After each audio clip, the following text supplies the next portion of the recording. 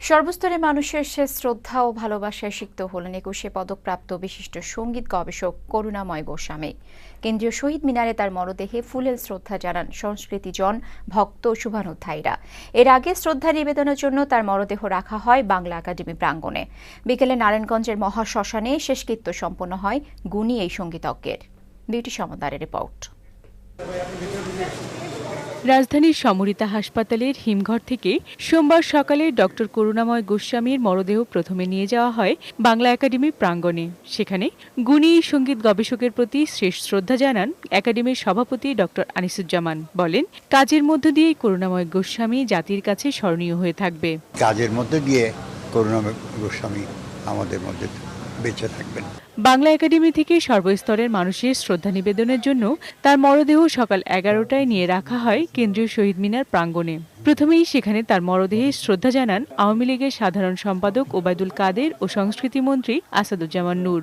বাংলা সাহিত্যে তার অবদানের কথা তুলে ধরে তারা বলেন, এই মৃত্যু বাংলা সাহিত্যের জন্য অপূরণীয় ক্ষতি। আমাদের সঙ্গীত সংস্কৃতির একটা বটবৃক্ষ ছিলেন তিনি। যারা গবেষণা কর্মে আগ্রহী তাদের প্রেরণার উৎস হয়ে থাকবেন।